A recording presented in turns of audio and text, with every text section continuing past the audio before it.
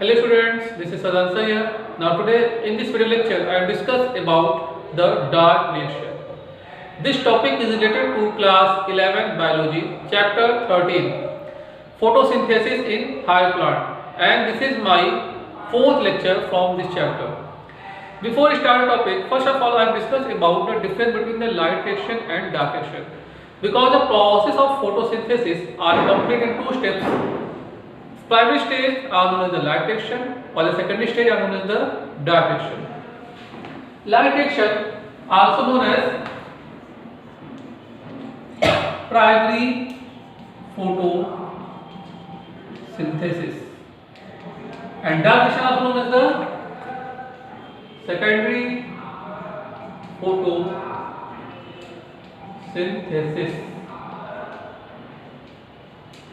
Light reaction also known as the Hill reaction.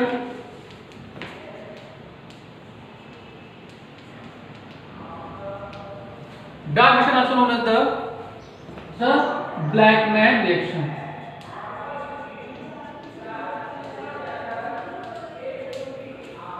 Light reaction also known as the light dependent reaction. It is also known as the light dependent reaction. It is also known as the light independent reaction.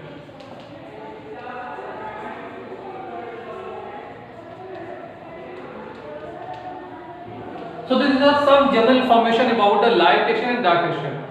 Light reaction को हम लोग हिल reaction बोलते हैं, क्योंकि इसको सबसे पहले हिल ने डिस्कवर किया था. इसके अलावा हम इसको बोलते हैं प्राइमरी फोटोसिंथेसिस, क्योंकि क्या है, फोटोसिंथेसिस फर्स्ट स्टेप है. और इसको हम बोलते हैं light dependent reaction, because this process occurs in the presence of sunlight. While here it is also known as light independent reaction, because this process occurs in the absence of sunlight. Except this, the process of light reaction occurs in the grena of a chloroplast. अब हमारे पास चाहे light reaction हो चाहे dark reaction हो, दोनों काम होता है क्लोरोप्लास्ट के अंदर होता है. एक नॉर्मल क्लोरोप्लास्ट के अंदर ग्रेना और स्ट्रोमा पाए जाते हैं. Light reaction occurs in grena, it means thallicoid, and dark reaction occurs in stroma, it means liquid part of chloroplast. अब नेक्स्ट डिफरेंस की बात करें तो लाइट रिएक्शन जो हमारा होता है, here hydrolysis of water is occurs.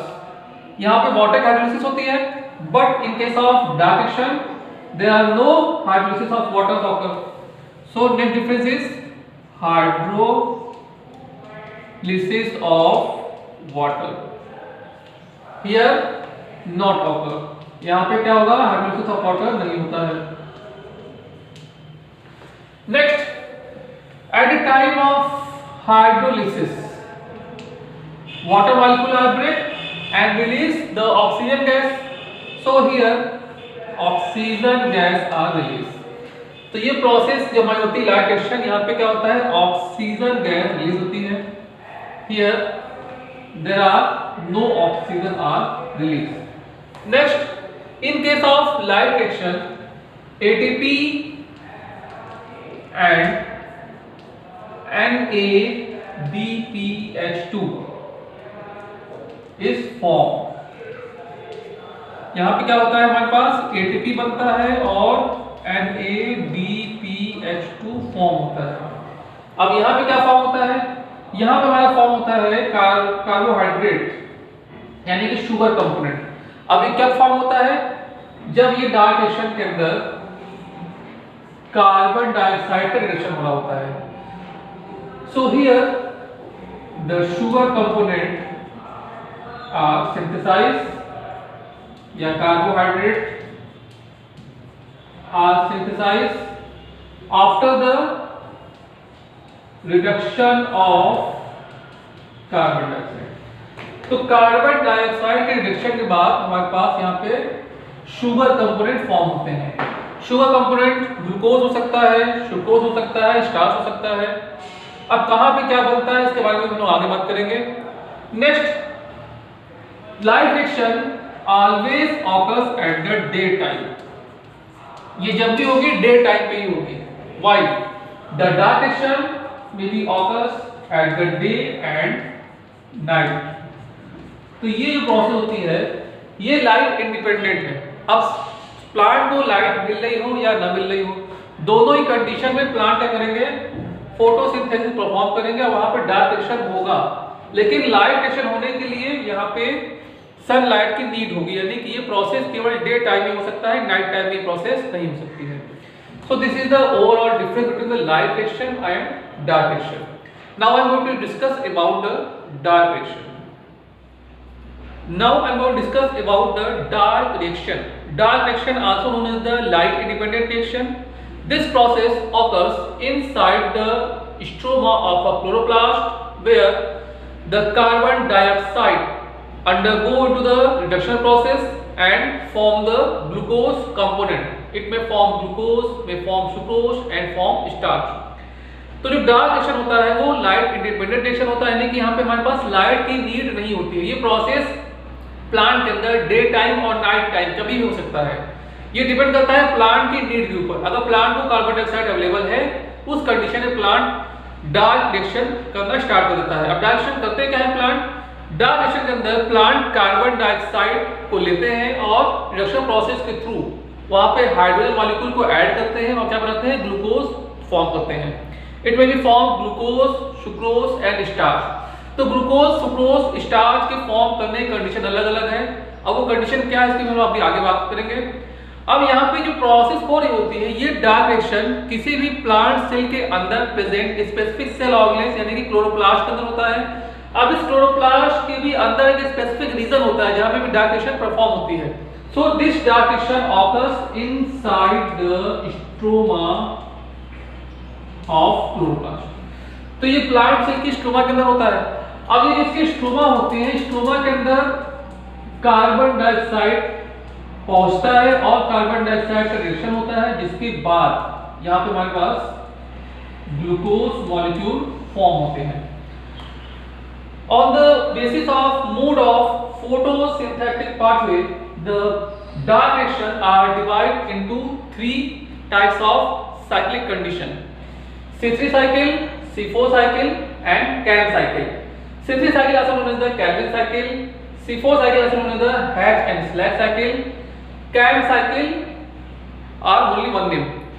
C3 cycle are known as the Calvin cycle because this types of cyclic flow are represented by the scientist Calvin Bensel. So this cycle also known as the Calvin Bensel cycle or C3 cycle. C4 cycle also known as the Hatch and Slack cycle because this cyclic flow are represented by the scientist Hatch and Slacks. And Calvin cycle occurs most of the condition in case of the xerophytic plant and succulent plant. It means the C3 cycle occurs on those particular types of plant that are present in xerophytic condition. तो ऐसे plant जो कि mostly dry condition में रहते हैं वहां पे हमारे पास C3 प्लांट मतलब C3 साइकिल होती है, यानी कि ऐसे प्लांट जो कि डिजर्ट कंडीशन पाए जाते हैं।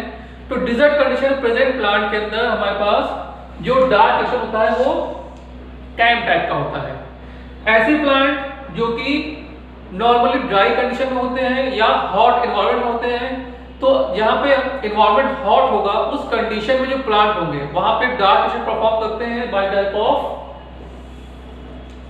C4 cycle, and plant that are present in the normal condition they represent the C3 cycle. तो ऐसे प्लांट जो कि मोस्टली नॉर्मल कंडीशन हमारे आसपास पाए जाते हैं उनके अंदर मोस्टली C3 साइकिल होती है। ऐसे प्लांट जो कि मोस्टली हॉट एनवायरनमेंट में होते हैं they represent the C4 cycle.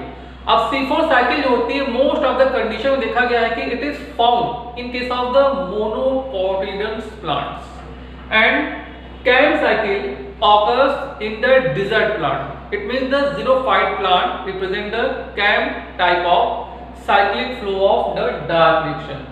लेकिन इन सब के सब में क्या होगा, ओवरऑल ये तुम्हारे पास तीनों साइकिल है, इन तीनों में ओवरऑल जो प्रोसेस हो रही होगी वहां पे कार्बन डाइऑक्साइड रिडक्शन होगा और क्या बनेगा, उनसे ग्लूकोज मॉलिक्यूल बनेगा। तो कार्बन डाइऑक्साइड का जब रिडक्शन होता है तो उस टाइम पे लाइव रिएक्शन के अंदर जो एटीपी और NADPH2 का फॉर्मेशन हुआ था उसका यूज किया जाता है। तो ओवरऑल हम लोग 18 ATP एंड 12 NADPH2 मॉलिक्यूल का यूज करते हैं। जैसे हम दिखाया जा रहा है carbon 6CO2 reduction process, 18 ATP and 12 NADPH2 form the glucose molecule. अब यहां पे इससे ग्लूकोज बन गया। अब ग्लूकोज से क्या बनेगा? ग्लूकोज से हमारा फॉर्म होगा सुक्रोज। सुक्रोज से क्या फॉर्म होगा? हमारे पास स्टार्च फॉर्म होगा, क्योंकि ये हमारे पास क्या है? मोनोसैकेराइड्स है, ये डाइसैकेराइड्स है और ये क्या है? पॉलीसैकेराइड्स है। मोस्ट ऑफ द कंडीशन में प्लांट के अंदर सुक्रोज फॉर्म होता है। अब जो सुक्रोज बनता है, ये सुक्रोज पूरे प्लांट बॉडी के अंदर मूव करता है in the form of food substance. तो जो प्लांट अपने बॉडी के अंदर फूड सब्सटेंस मूव कर रहे होते हैं वो सुक्रोज के फॉर्म में मूव करते हैं। जैसे हमारे बॉडी के अंदर जो फूड मूव करता है वो ग्लूकोज के फॉर्म में मूव करता है, क्योंकि हमारे पास जो ब्लड सेल्स होती है, ब्लड सेल के अंदर कैपिलरीज होती हैं, और कैपिलरीज के अंदर हम लोग सुक्रोज या डाइसैकेराइड कंपोनेंट को लेके फ्लो कराएंगे तो कैपिलरीज में जाके उसको वहां पे वो ब्लॉकेज कर सकते हैं।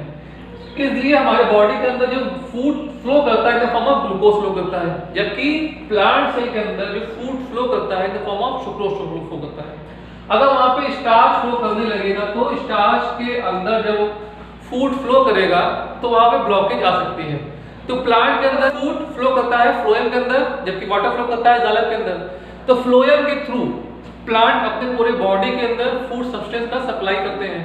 अब ये फूड सब्सटेंस फॉर्म होते हैं, ये फूड सब्सटेंस फॉर्म होते हैं सुक्रोज के फॉर्म में। अगर स्टार्च के फॉर्म में मूवमेंट करेगा तो वहां पे ब्लॉकेज आ सकती है। अब इस तरह से जो प्रोसेस होती है ओवरऑल लाइव रिएक्शन और डार्क रिएक्शन हमारा होता है, कहाँ होता है? प्लांट के लीफ के अंदर हो रहा होता है या प्लांट के ग्रीन पार्ट के अंदर हो रहा होता है। तो ग्रीन पार्ट के अंदर ये ग्लूकोज मॉलिक्यूल बन जाएंगे। अब इस ग्लूकोज मॉलिक्यूल से हमारे पास सुक्रोज बनेगा और ये पूरे प्लांट बॉडी के अंदर मूवमेंट करेगा। तो ओवरऑल यहां पे दिखाएगा 6CO2। अगर एक सिंगल कार्बन हो, स्टार्टिंग में क्या होगा? ये कार्बन एक साथ नहीं जुड़ते हैं, एक एक करके 1 by 1 कार्बन डाइऑक्साइड का रिडक्शन होता है। सबसे पहले क्या होगा? एक सिंगल कार्बन का रिडक्शन होगा, और जब इसका रिडक्शन होगा, जब ये प्रोसेस में जाएगा रिडक्शन प्रोसेस के अंदर, तो यहाँ पे हमारे पास टोटल 3 ATP और टोटल 2 NADPH2 का यूज किया जाएगा, जिसके वजह से हमारे पास CH2O फॉर्म होगा। तो ये हमारे पास फर्स्ट कंपोनेंट बना। अब सेकंड जब हमारे पास ये 2 हो जाएंगे, और जब से एक कार्बन डाइऑक्साइड का रिडक्शन हुआ, अब सेकंड कार्बन डाइऑक्साइड रिडक्शन होगा। जब सेकंड कार्बन डाइऑक्साइड रिडक्शन होगा तो यहाँ पे ये अब ये कितना यूज होगा? टोटल हमारे पास 3 पहले यूज हो चुका, फिर 3 यूज होगा तो 6 हो गया। ये भी 2 की जगह 4 हो जाएगा, और ये जो हमारा फॉर्म होगा वो क्या हो जाएगा? C2H4O2। अब इस तरह से 1 by 1 कार्बन डाइऑक्साइड का लगातार रिडक्शन होता जाता है, और उनके रिडक्शन होने से ओवरऑल हमारे पास टोटल 6 कार्बन डाइऑक्साइड रिडक्शन होने के बाद ये ग्लूकोज मॉलिक्यूल फॉर्म होते हैं C6H12O6। तो इस प्रोसेस के अंदर टोटल हमारे पास 18 ATP और टोटल 12 NADPH2 का यूज होता है। अब ये प्रोसेस चाहे C3 साइकिल हो, चाहे C4 साइकिल हो, चाहे कैप साइकिल हो, उन सब के अंदर ये प्रोसेस होगी, लेकिन इनके होने का पैटर्न सभी के अंदर अलग अलग है। इसी कंडीशन में हम लोगों ने प्लांट को C3 साइकिल, C4 साइकिल और कैप साइकिल में डिवाइड कर दिया। इसको now I am going to discuss about the Calvin cycle और C3 cycle. It is also known as the C3 cycle because here the first stable component that are synthesized are consist of 3 carbon compound. So it is also known as the C3 cycle or C3 pathway. And this carbon compound also known as the 3-phosphoglyceric acids. And it is also known as the Calvin cycle because this process was first of all introduced by the scientist Melvin Calvin. He was an American scientist. They first of all suggested that the concept of C3 cycle. It is also known as the Calvin-Benson cycle because the Calvin and Andrew Benson performed the combined work to explain about the various steps of dark reaction or C3 reaction that occurs here. तो जो हमारा C3 cycle होता है उसको बोलते हैं C3 pathway या Calvin cycle या केल्विन साइकिल बोलते हैं। तो यहाँ पे हम लोग इसको C3 साइकिल क्यों बोल रहे हैं? क्योंकि हमारे पास जो फर्स्ट स्टेबल कंपोनेंट यहाँ पे सामने आया था वो क्या था? हमारा 3 कार्बन कंपाउंड का बना हुआ था। तो 3 कार्बन कंपाउंड कंपोनेंट के बने होने की वजह से इस साइकिल को हम बोलते हैं C3 साइकिल। और जो फर्स्ट स्टेबल कंपाउंड था वो क्या था? 3 फास्फोग्लिसरिक एसिड्स। तो 3 फास्फोग्लिसरिक एसिड्स जो सबसे पहला स्टेबल कंपाउंड होता है यहाँ पे वो फॉर्म होता है, दैट्स हियर 3 फास्फोग्लिसरिक एसिड।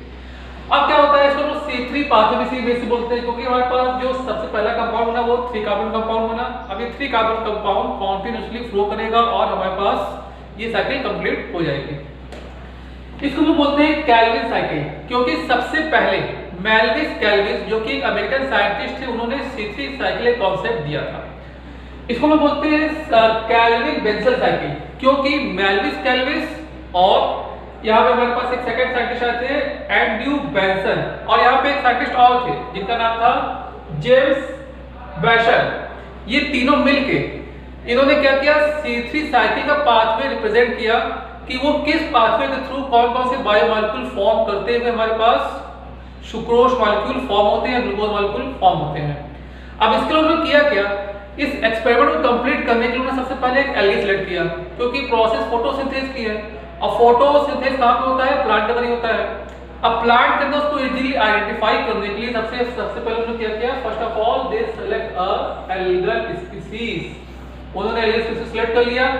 अब इसके बाद क्या किया, they use here carbon 14 containing radio isotopes. अब जो कार्बन 14 था उस कार्बन 14 फॉर्म में वहां पे इस कल्चर मीडियम के अंदर जो कार्बन डाइऑक्साइड यूज की जाती थी वहां पे जो कार्बन डाइऑक्साइड का एटॉमिक मिक्स था, जो कार्बन का एटॉमिक मास था वो क्या था? कार्बन 14 वाले। तो कार्बन 14 होता है, कार्बन 13 होते हैं, कार्बन 12 होते हैं। तो यहाँ पे क्या क्या है, carbon 14 containing isotope carbon dioxide use किए गए to find out the process of photosynthesis. अब उन्होंने क्या किया, यहाँ पे radio level carbon dioxide use किया तो जहां जहां ये कार्बन कंपोनेंट को मिलता गया उसके बेस पर उन्होंने फाइंड आउट कर लिया कि ये कार्बन कंपोनेंट किन किन मॉलिक्यूल के साथ ऐड होता है और उससे फर्दर हमारे पास क्या फॉर्म हो रहा होता है। इस तरह से जो साइकिल चल रही थी वहां पर उन्होंने सबसे पहले कार्बन यहाँ पे ऐड किया, ऐड करने के बाद यहाँ पे 3 फास्फोग्लिसरिक एसिड बना, फिर 1 डाइफॉस्फोग्लिसरिक एसिड बना, देन 3 फास्फोग्लिसराल्डिहाइड बना। इसके बाद हमारे पास सुक्रोज, फ्रक्टोज, ग्लूकोज ये बनते हमारे पास फर्दर स्टार्च बन गए और सुक्रोज कंपोनेंट फॉर्म हो गए। तो इस तरह से यहाँ पे उन्होंने radio level carbon 14 containing isotope लिया जिसके बेस पे उन्होंने केल्विन साइकिल के अंदर हो रहे केमिकल रिएक्शन को एक्सप्लेन किया। अब ओवरऑल जो उनको रिजल्ट मिला उन्होंने उस पाथवे को 3 फेज में डिवाइड कर दिया। Number 1 is known as the carboxylation, number 2 is the reduction, number 3 is the degeneration. Carboxylation. Here the addition of carbon are known as the carboxylation. तो यहाँ पे एडिशन कार्बन करने के लिए क्या किया गया, ऐड किया गया कार्बन डाइऑक्साइड को। Second is known as the reduction. Reduction means removal of hydrogen. So if this component are remove the hydrogen component are known as the reduction. And third is regeneration. Regeneration means formation of isomeric component, मतलब कोई isomeric component है उसके अंदर chemical structure change हुआ और वो किसी दूसरे केमिकल फॉर्म में कन्वर्ट हो गया, उसको हम बोलते हैं रीजनरेशन। अब यहाँ पे कार्बोक्सिलेशन, रिडक्शन और रीजनरेशन में क्या क्या होता है इसको हम देख लेते हैं। तो first step of Calvin cycle are known as carboxylation where the carbon dioxide comes and bind with the component of ribulose 1,5-bis phosphate that are already present inside the plant cell। तो किसी plant cell के अंदर already ribulose bis phosphate present होता है। अब ये ribulose 1,5-bis phosphate carbon dioxide से add करता है और ऐड करने के बाद ये 3 फास्फोग्लिसरिक एसिड बनाता है। लेकिन अब यहाँ पे जो कार्बन ऐड हो रहा है उसके बेस पर प्रोसेस क्या बोलेंगे, कार्बोक्सिलेशन बोलेंगे। इसके अलावा यहाँ पे एक चीज और है कि ये जो हमारे पास रिबुलोज 1,5-bis फॉस्फेट होते हैं वो 5 कार्बन कंपाउंड होते हैं, यानी यहाँ पे कार्बन के टोटल 5 कार्बन हम लोग को मिलेगा चेन। अब बाहर से कार्बन आ रहा है, कार्बन डाइऑक्साइड आ रहा है, अभी कार्बन डाइऑक्साइड ऐड होने के लिए यहाँ पे वाटर के साथ आता है और यहाँ पे आके ऐड कर जाता है। तो हमारे पास पहले क्या था 1 2 3 4 5 था। अब बाहर से कार्बन आया, अब जो कार्बन बाहर से आ रहा था वो कार्बन हम लोग डिफरेंट कलर शो कर देते हैं। ये मान लिया हमारा पिंक कलर से आ गया कार्बन डाइऑक्साइड वाला कार्बन। तो ये हमारे पास बन गया टोटल 6 कार्बन कंटेनिंग कंपाउंड। अब जो 6 कार्बन कंपाउंड होता है यहाँ पे क्या बोला जा रहा है कि सबसे पहला स्टेबल कंपाउंड क्या था 3 कार्बन कंटेनिंग कंपाउंड था, यानी कि 3 फास्फोग्लिसरिक एसिड। तो अब क्या होगा यहाँ से बीच से ब्रेक कर जाएंगे और ब्रेक करने के बाद अब जो यहाँ पे एक सिंगल रिबुलोस 1,5 बिस फास्फेट था उससे हमारे पास टोटल 3 फास्फोग्लिसरिक एसिड्स फॉर्म होगा, यानी यहाँ पे 3 कार्बन कंटेनिंग 2 मॉलिक्यूल हम लोग को मिलेंगे। यहाँ पे पहले क्या था केवल एक मॉलिक्यूल था, अब इससे हम लोग को टोटल 2 मॉलिक्यूल फॉर्म हो रहे हैं। So here 3 phosphoglyceric acid is form. अब यहाँ पे क्या है कार्बोक्सिलिक ग्रुप है। अब जब हमारे पास कार्बोक्सिलिक ग्रुप होता है वहां पे अगर हम लोग इसको ऐड करके देखें carbon number 1 carbon number 2 carbon number 3, अब बोल रहा है 3 फास्फोग्लिसरिक एसिड यानी कार्बन नंबर 3 ग्रुप पर फास्फेट ग्रुप पाया जाएगा और ये कौन सा ग्रुप है हमारा अल्कोहलिक ग्रुप है 1 2 3 कार्बन, यानी इसका स्ट्रक्चर कुछ इस तरह का दिखाई पड़ेगा। अब आगे क्या होगा This 3 phosphoglyceric acid undergo into the reduction process। अभी चला जाएगा रिडक्शन प्रोसेस के अंदर। Now this 3 phosphoglyceric acid further convert to form 1,3-diphosphoglyceric acid। अभी प्रोसेस सेल के अंदर सेल साइकिल कंप्लीट होना स्टार्ट कर दी। अब यहाँ पे क्या होगा इससे 1,3-diphosphoglyceric acid बनेगा, यानी कार्बन नंबर 1 2 पर और कार्बन नंबर 3 के ऊपर फास्फेट ग्रुप हम लोग को दिखेंगे। अब हम लोग को अगर एक्स्ट्रा फास्फेट लाना है तो एक्स्ट्रा फास्फेट लाने के लिए हम लोग को यहाँ पे एटीपी यूज करना होगा। जैसे हम लोग बोलते हैं एटीपी यानी कि एडेनोसिन ट्राइफॉस्फेट, यानी हमारा क्या हो गया एडेनिन हो गया एडेनोसिन हो गया, यहाँ पे 3 फॉस्फेट है। अब यहाँ पे एक्स्ट्रा फॉस्फेट है, अब ये अगर यहाँ पे एक फॉस्फेट अपना यहाँ पे दे देंगे तो ये बदल जाएगा एडीपी में, यानी कि एडेनोसिन डाइफॉस्फेट। तो ये क्या होता है कि हमारा एटीपी से एटीपी में कन्वर्ट होता है, जिसकी वजह से यहाँ पे एक फॉस्फेट निकलती है। जब ये फॉस्फेट रिलीज होगी तब क्या होगा ये फॉस्फेट आके ऐड कर जाएगी 3 फास्फोग्लिसरिक एसिड से और ये कंपाउंड कर जाएगा 1,3-डाइफॉस्फोग्लिसरिक एसिड। तो यहाँ पे फॉस्फेट ग्रुप आया और कार्बन नंबर फर्स्ट से आके वो ऐड करेंगे। अब ऐड करने के बाद यहाँ पे हमारे पास टोटल 2 मॉलिक्यूल थे, तो उसके बेस पे हम लोग को 2 एटीपी यूज करनी होगी। 3 फास्फोग्लिसरिक एसिड एक एटीपी यूज करेगा और दूसरा 3 फास्फोग्लिसरिक एसिड दूसरी एटीपी यूज करेगा। इस तरह से यहाँ पे टोटल 2 एटीपी हम यूज करते हैं और हमारे पास 1,3-डाइफॉस्फोग्लिसरिक एसिड बन जाता है। अब ये 1,3-डाइफॉस्फोग्लिसरिक एसिड फर्दर रिडक्शन प्रोसेस में जाएगा जहाँ पे ये हाइड्रोजन मॉलिक्यूल को रिमूव करेगा। तो यहाँ पे जो हाइड्रोजन मॉलिक्यूल होते हैं उसको रिमूव किया जाएगा और रिमूव करने के बाद ये अल्कोहलिक ग्रुप कन्वर्ट रहता है एल्डिहाइड ग्रुप में। तो ऐसा हम लोग जानते हैं कि हमारे पास जो अल्कोहलिक ग्रुप होता है अल्कोहलिक ग्रुप के पास इसका फॉर्मूला होता है C डबल, इसका सिंबल क्या होता है C डबल बॉन्ड OH। अब क्या बन रहा है हमारा एल्डिहाइड बन रहा है, यानी कि CHO। तो एल्डिहाइड तो अल्कोहलिक ग्रुप से कन्वर्ट हो रहा है एल्डिहाइड ग्रुप में, यानी यहाँ पे इसका रिडक्शन हो रहा है, हाइड्रोजन मॉलिक्यूल रिमूव किए जा रहे हैं। इस कंडीशन में क्या होता है कि अब जो फर्स्ट वाली कंडीशन थी वहां पे तो फास्फेट ग्रुप रहेगा, लेकिन यहाँ से फास्फेट ग्रुप अलग हो जाता है और अलग होने के बाद यहाँ पे हाइड्रोजन आके ऐड हो जाएगा। इस तरह से हमारे पास 3 फास्फोग्लिसरैल्डिहाइड बन जाता है। This 3 phosphoglyceraldehyde also form the triose phosphate. तो यहाँ पे 3 फास्फोग्लिसरैल्डिहाइड बने हैं, ये 3 फास्फोग्लिसरैल्डिहाइड फॉर्म में भी रह सकते हैं या ट्रायोस फॉस्फेट के फॉर्म में भी कन्वर्ट कर सकते हैं। इस तरह से ये इसका दोनों आइसोमर फॉर्म ही है। तो अब यहाँ पे हमारे पास 2 मॉलिक्यूल थे, तो 2 मॉलिक्यूल के लिए हम लोग एक एक करके NADPH2 का यूज करेंगे। तो टोटल यहाँ पे 2 NADPH2 यूज होगी, जिसके हेल्प से हमारे पास 2 मॉलिक्यूल ऑफ 3 फास्फोग्लिसरैल्डिहाइड फॉर्म हो जाएगा। अब क्या होता है इसमें ये प्रोसेस फर्दर लगातार होती जाएगी और होते होते 1 carbon 2 carbon 3 carbon 4 carbon 6 carbon, यानी कि बारी बारी हमारे पास ये कार्बन डाइऑक्साइड एक कार्बन यहाँ पे ऐड करता जाएगा। यहाँ पे एक कार्बन ऐड हुआ, ये प्रोसेस आगे बढ़ेगी, दूसरा कार्बन ऐड होगा, फिर प्रोसेस आगे बढ़ जाएगी, फिर तीसरा कार्बन ऐड होगा, फिर प्रोसेस ये आगे बढ़ जाएगी। अब यहाँ पे जो रेडियोएक्टिव सब्सटेंस लिया जा रहा था, ये रेडियोएक्टिव सब्सटेंस फर्दर देखा गया कि ट्रांसपोर्ट हो रहा है फ्रक्टोज 1,6-बिसफॉस्फेट के फॉर्मेशन में। अब फ्रक्टोज 1,6-बिसफॉस्फेट में हम लोग को ये कार्बन मान लीजिए दिख रहा है जो हमने रेडियोएक्टिव सब्सटेंस लिया था। अब फ्रक्टोज 1,6-बिसफॉस्फेट से हम लोग के पास क्या आएगा, फ्रक्टोज 6-फॉस्फेट आएगा। तो बिसफॉस्फेट क्या था, यहाँ कार्बन नंबर 1 और कार्बन नंबर 6 दोनों के पास फॉस्फेट ग्रुप है। अब यहाँ पे बोल रहा है फ्रक्टोज 6-फॉस्फेट, तो 6-फॉस्फेट में से हम केवल कार्बन नंबर 6 के पास फॉस्फेट ग्रुप होगा, फर्स्ट के पास फॉस्फेट ग्रुप नहीं होगा। अब इसके बाद फ्रक्टोज 1-फॉस्फेट एंड ग्लूकोज 1-फॉस्फेट, फर्दर ये सबकी आइसोमेरिक फॉर्म ही है। अब क्या होता है, ग्लूकोज 1-फॉस्फेट और फ्रक्टोज 1-फॉस्फेट ये दोनों कंबाइन होते हैं और कंबाइन होने के बाद हमारा सुक्रोज मॉलिक्यूल फॉर्म होता है, क्योंकि हमारे पास फ्रक्टोज भी क्या है, मोनोसेक्राइड है, और ग्लूकोज भी क्या है, मोनोसेक्राइड है। अब जब ये दोनों मिलेंगे, इनके मिलने से क्या होगा, एक हमारे पास डाइसेक्राइड है। अब यहाँ पे डाइसेक्राइड फॉर्म हो गया। This disaccharide are form mostly in case of the normal cell of plant cell.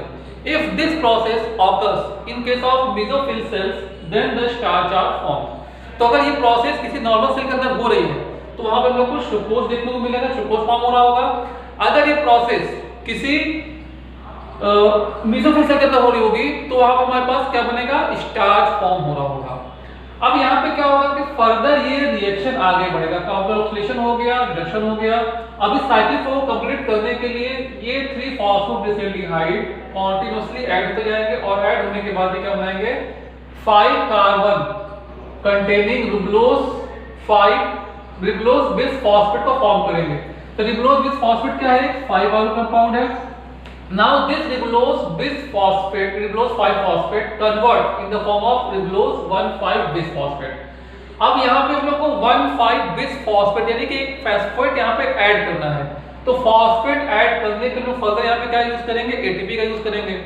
अब यहाँ पे एक रिबुलोज 5-फॉस्फेट से एक रिबुलोज 1,5-bisphosphate बन रहा है, यानी कि एक मॉलिक्यूल से एक नया मॉलिक्यूल बन रहा है। इस कंडीशन में केवल एक सिंगल एटीपी यूज होगी।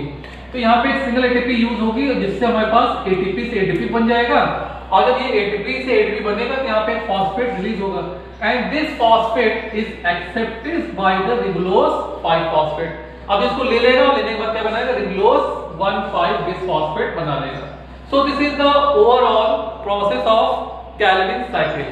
तो कैलविन साइकिल के अंदर यहाँ पे कार्बोक्सिलेशन हो रहा है, जहाँ पे एक एक्स्ट्रा कार्बन डाइऑक्साइड ऐड हो रही है, रिएक्शन हो रहा है जहां पे हाइड्रोजन मॉलिक्यूल के ऐड हो रहे हैं, जिसको वजह से अल्कोहलिक ग्रुप कन्वर्ट हो रहा है एल्डिहाइड ग्रुप में, और उसके बाद रीजनरेशन हो रहा है। रीजनरेशन में क्या हो रहा है कि हमारे पास रिबुलोज 5-फॉस्फेट अपने अंदर केमिकल चेंज करके, स्ट्रक्चर चेंज करके रिबुलोज 1,5-bisphosphate कन्वर्ट हो जा रहा है। तो इसका ये क्या है, आइसोमेरिक फॉर्म है, so it is known as the regeneration process. तो इस तरह से जो हम लोगों ने बात किया अब तक, ये केवल एक कार्बन के लिए बात किया। हम लोग यहाँ पे क्या जोड़ कर रहे हैं, केवल एक कार्बन हम जोड़े हैं। इसी तरह से जो साइकिल चलती है टोटल 6 टाइम रिपीट होती है, क्योंकि जो हमारा प्रोसेस होती है ओवरऑल प्रोसेस के अंदर हम लोग यूज करते हैं 6 कार्बन डाइऑक्साइड। तो जैसे हमारे रिएक्शन में लिखा गया है 6 कार्बन डाइऑक्साइड रिडक्शन प्रोसेस होगी, उसके बाद हमारे पास 18 एटीपी और टोटल 12 NADPH2 यूज किया जाता है। अब 18 एटीपी और 12 NADPH2 कहां से आएगा, इसके बारे में बात कर लेते हैं। तो ये ओवरऑल साइकिल चल रही है, यहाँ हमने क्या किया, एक कार्बन ऐड किया। तो जब सिंगल कार्बन हम लोग यहाँ पे ऐड कर रहे थे, तो एक सिंगल कार्बन को ऐड करने में हम लोगों ने यहाँ पे 2 एटीपी यूज किए, 2 एटीपी मान लेते हैं। फिर क्या यूज किया, 2 NADPH2 यूज किया, तो ये हम लोग 2 NADPH2 यूज कर लिया। अब इसके बाद कहीं पे भी हम लोग को एटीपी दिखाई नहीं पड़ रहा है। अब यहाँ पे फर्दर जब रीजनरेशन प्रोसेस हुई तो रीजनरेशन प्रोसेस हम लोग फिर से एटीपी यूज कर रहे हैं, यानी कि यहाँ पे हम लोग फिर से एक सिंगल एटीपी और यूज कर लेंगे। तो ओवरऑल जो प्रोसेस हुई, इस प्रोसेस अभी तक हमारे पास जो कंपाउंड बनेगा वो कितना होगा, वो केवल CH2O होगा। हमें क्या चाहिए, C6H12O6 चाहिए। यानी कि 6 कार्बन यहाँ पे ऐड करना पड़ेगा। अब इस 6 कार्बन को ऐड करने के हम लोग को टोटल 6 कार्बन डाइऑक्साइड का कार्बोक्सिलेशन कराना होगा रिबुलोज 1,5 बिस फॉस्फेट के थ्रू। तो रिबुलोज 1,5 बिस फॉस्फेट में 1 बाय 1 एक एक करके एक्सटर्नल कार्बन डाइऑक्साइड आके ऐड होते हैं। इस प्रोसेस में बोलते हैं कार्बोक्सिलेशन। तो हम लोग यहाँ पे अगर 6 कार्बन डाइऑक्साइड को ऐड करेंगे तो उसके बेस पर हमारे पास 6 वाटर मॉलिक्यूल भी आएगा। अब 6 वाटर मॉलिक्यूल यहाँ पे इसको ऐड करने में हेल्प करेगा। अब इसके बाद क्या होता है, अगर हमारे पास 6 कार्बन डाइऑक्साइड है तो उसके अकॉर्डिंग यहाँ पे 12 एटीपी आएगी, इसका ठीक डबल, ये भी 12 हो जाएगा। अब यहाँ पे 6 है तो 6 अकॉर्डिंग यहाँ पे 12 हो जाएगा, क्योंकि 1 के लिए 2 था तो 6 के लिए 12 हो जाएगा। फर्दर ये प्रोसेस यहाँ पे दो कार्बन थे तो इसलिए यहाँ पे हम लोगों ने ठीक डबल उसका यूज किया, मतलब कि 2 एटीपी यूज किए और 2 एटीपी यूज किए। अब लेकिन यहाँ पे क्या हो रहा है कि 5 कार्बन कंटेनिंग कंपाउंड से 5 कार्बन कंटेनिंग कंपाउंड ही बन रहा है, यानी कि एक मॉलिक्यूल से एक मॉलिक्यूल ही बन रहा है। इस कंडीशन में केवल एक सिंगल एटीपी की यूज होगा, क्योंकि हम लोग यहाँ पे क्या कर रहे हैं 6 टाइम कार्बन डाइऑक्साइड यूज कर रहे हैं। जब हम लोग पूरा रिएक्शन की बात की वो पूरा साइकिल कंप्लीट होगा, फिर दूसरा साइकिल होगा, तीसरा साइकिल होगा, चौथा साइकिल होगा, पांचवा साइकिल होगा। तो फर्स्ट साइकिल के अंदर हम लोगों ने बात किया था कि हम लोग को टोटल 2 एटीपी 2 एनडीपी और 1 एटीपी यूज होती थी। अब ये साइकिल 6 टाइम रिपीट होगी तो 6 टाइम रिपीट होने में हम लोग को टोटल 12 एटीपी 12 एनडीपीएच2 और यहाँ पे 6 एटीपी की नीड होगी। तो इस तरह से ओवरऑल जो रिएक्शन बनता है इसका वो ये बनता है कि टोटल 18 एटीपी हम लोग लेते हैं और टोटल 2 एनडीपीएच2 का यूज करते हैं, जिसके बाद हमारे पास ग्लूकोज मॉलिक्यूल फॉर्म होता है। So this is the overall process of Calvin cycle.